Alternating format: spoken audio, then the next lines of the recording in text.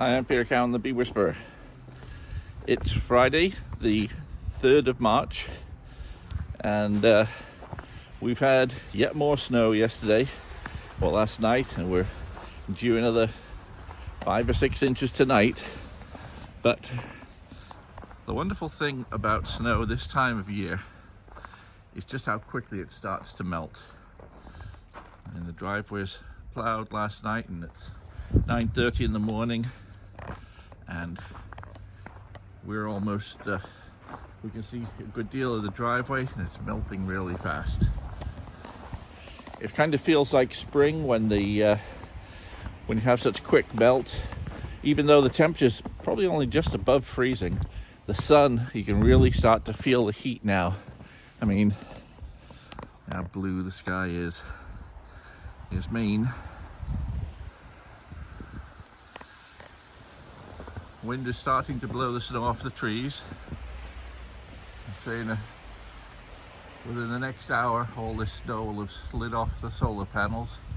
We'll be generating some electricity again.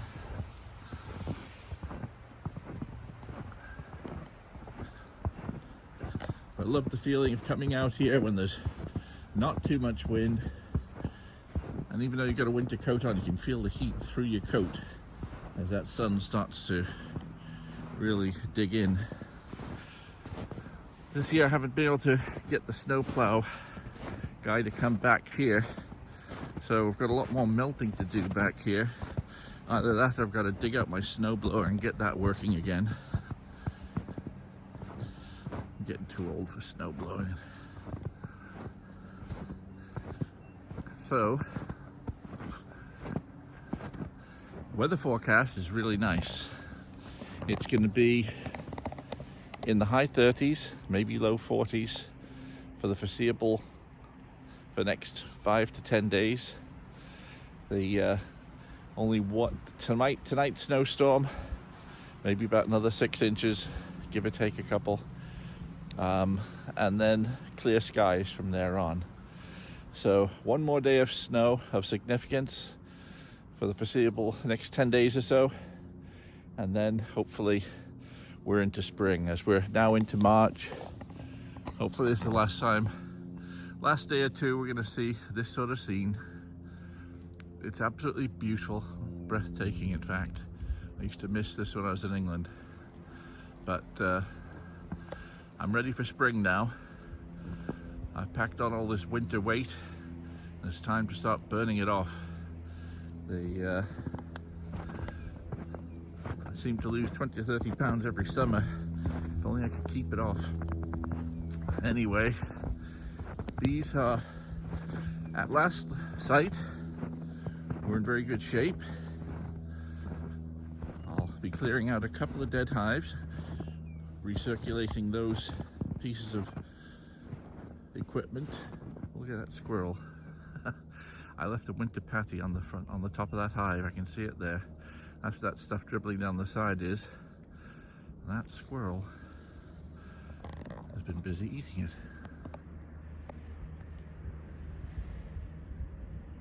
Hello. It's a nice morning, isn't it? It is.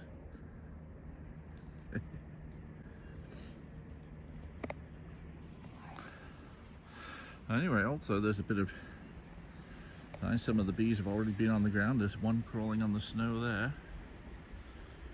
Another one that has stopped crawling in the snow there. But yes, I'll have about 20 out of, I think it'll be 20 out of 24 hives here I'll be getting.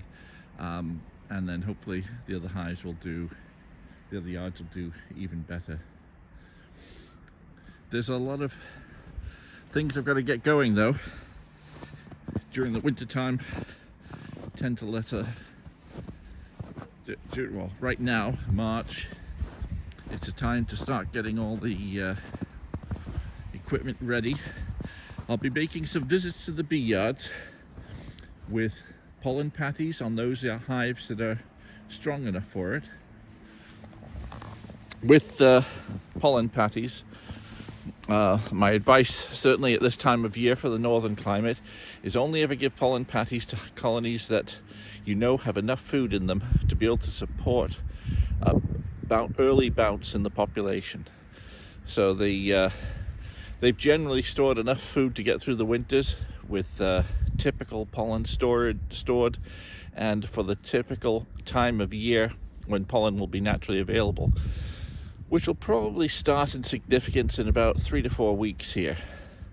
I'm hoping this week to get out there. That's about 2 to 3 weeks early with pollen patties on most of my yards, and hopefully most of my hives have enough honey in them to support that extra food consumption that pollen will stimulate, because pollen patties will stimulate the production of brood a little early, just before the natural pollen would do it anyway. For me, it's a real bonus to be able to get the bees to start a bit early so that I've got more and bigger colonies to split in May, when I make and sell the vast majority of my nukes, which is how I make most of my living. So I'll be getting pollen patties on. So this weekend and early next week, I'll be making pollen patties and then loading up the truck with pollen patties and winter patties, and go out there and start feeding my hives to get them boosted up. Now, hives that aren't strong, don't have that much honey, I'll be giving the winter patties to, and no pollen patties. But I'm not expecting to find too many of those. As soon as the weather is getting into the high 40s every day, I'll be going around and starting to allow them to feed on sugar syrup, because as long as they can get out on cleansing flights on most days, then it's okay to start with sugar syrup. That's the most common question I get right now, is when can I start feeding sugar syrup? And the answer is it varies every single year. Right now we haven't had that spell, but as soon as you see 4 or 5 days in a row where it's going to be in the high 40s, low 50s, you can start feeding sugar syrup. Now, you may have to stop again if you've got a bad spell of weather, so you have to keep an eye on the weather forecast, because if you've been feeding dilute sugar syrup and then you get two weeks of cold weather that they can't fly in, you may have done your bees a disservice. So do everything with caution. Don't adopt new procedures in anything in beekeeping, and adopt it right across the board unless you're confident in the results or you've got a backup plan. Anyway, see how things are looking. That solar panels that snow is sliding down the roof. It's probably another 2 or 3 inches lower than it was when we came out. I'll say about an hour. I reckon that'll be pretty clear. It's about a foot of snow on the ground here that fell this week. The stuff before that had pretty much consolidated, melted, frozen. So all this crunchy stuff on the top, all great snowballing snow, is the new stuff. We just about had most of these mounds gone before they all came back.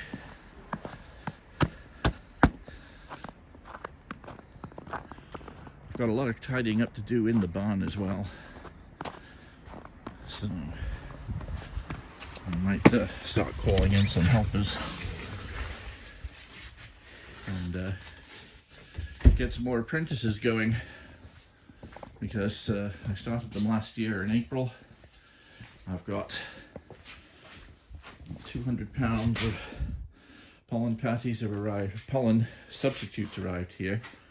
This year I'm just going to be using Ultra Bee. I'm not going to be bothering to mix Ultra Bee. Well, I'll mix the Ultra Bee with what I've got left of my Bee Pro stuff. And so I've got close to 300 pounds of pollen substitute to use up. And I'll get through the vast majority of that. Got to clear myself some space. We've got our supers getting painted. Had some more equipment arrive. So my local guy has made me some telescopic covers and some inner covers and he's busy working on some bottom boards. If he had time, I'd put them on double screen boards and that sort of thing as well. But otherwise, I think we're going to be okay. I've also got to watch this space. I'm running down my supply of this style of bee suit because I'm going to be moving over more into this style of bee suit where you've got the triple layer. I've got a supplier sending me my first shipment. Should be here sometime in the next week or two. My supply of honey is running down now. Still got about a ton left. So that'll keep me going for the rest of the year. Well, that is until about June when I harvest my first honey for the rest of my hives. So what I'm also doing at the moment, Amy and I are doing one more launch for membership of Beekeeping 24/7. That's our online mentorship group where Amy and I are the sort of mentors for people all over the country. We've got members from Florida to Texas to Alaska to Maine. I don't think we've got anybody in Hawaii yet, California. So we're covering all the corners of continental USA. We are working on that. Amy and I do a lot of training videos. We've put together some really good beginner videos. If you compare what I would typically do in a beekeeping class here, the classes that are recorded for Beekeeping 24/7 are roughly have twice the content, because we had time to be able to do everything in those we could think of to make them really good classes. Of the two, Amy and I, Amy was a former student of mine about a decade ago. She's now a really good beekeeper. And of the two of us, I suppose I'm the sensible one. But she brings to us the recent memory of being a beginner and knowing what it was like to receive that information all of a sudden and having to deal with it. She's also an urban beekeeper, and so we can have my perspective of being a semi-professional beekeeper with lots of hives, a fair amount of experience, lots of different bee yards, to someone with a lot fewer hives, more recent learning experience, but now also a very good beekeeper in her own right. And so together we've formed Beekeeping 24/7. So you've heard a bit about it, and I'm sure you're going to hear a lot more of it. A lot of the videos that I do now are partly for Beekeeping 24/7 and partly for this YouTube channel. But we do our recordings upstairs. I think we've shown you this before, but we haven't done any up here recently, and so things are a bit of a mess.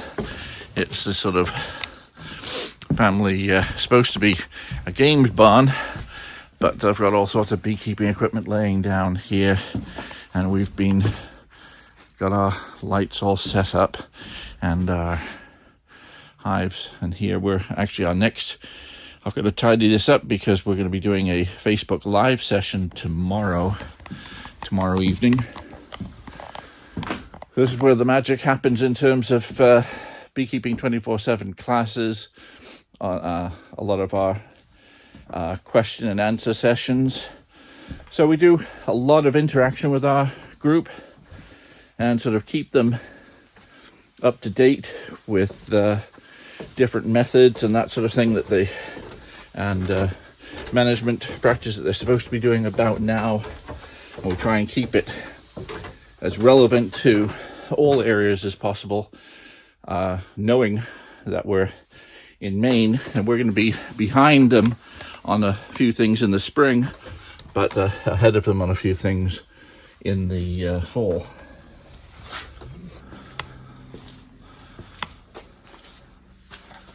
Going to do some processing of the beeswax.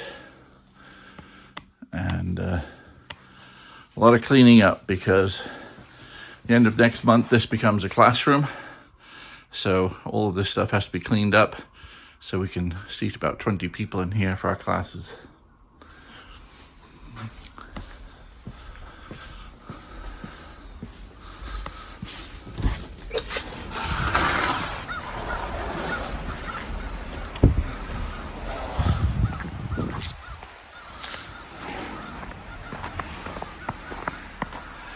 Anne was pointing out, believe it or not, we're going to have the pool open next month. So, a little bit chilly just now, but before the end of April, we're going to have that open and hopefully be swimming in it. Well, she might be swimming in it. I might wait till May.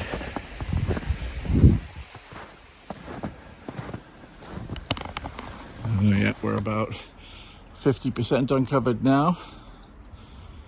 So with half that uncovered, didn't check to see what electricity we're generating right now. I think I noticed it was only about 300 watts before when I first went into the barn. Probably about 500 now or something. No, 439 right now. It doesn't really get going until the whole thing's uncovered, and then it's going to kick right up to about 10 kilowatts, and by midday it'll be up to 11, maybe 12 kilowatts for that system.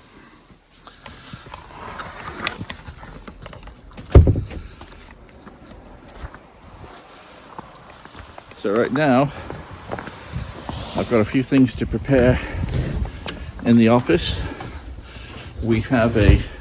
Amy and I have a workshop coming up in 10 days time, which is part of a training program that we've done. It's going to be like an introduction to beekeeping, and is beekeeping really for you?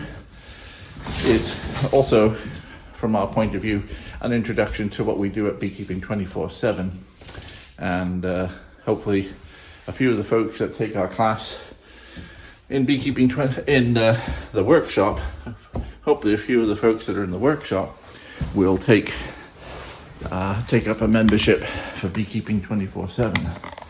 Won't they, Harriet? This is Harriet, Daisy's puppy from September. Now 5 months and a bit old, aren't you? Such a good girl. She just loves cuddling. So that's about it. Got to get busy on the computer, start getting pollen substitute made up into pollen patties, and looking forward to spring really getting underway. From my point of view, this coming week is when the work really starts. I'll be into the bees for about a week, feeding things, getting them going, and then the work really starts coming together in April, when I can start doing some manipulations, boosting small hives, adding supers onto hives that have overwintered well, and reversing brood chambers, all the sort of spring manipulations you normally doing. So that will be coming next month, but right now I'm going to get them building up and look forward to a busy spring. I'm Peter Cowan, the Bee Whisperer. See you next time.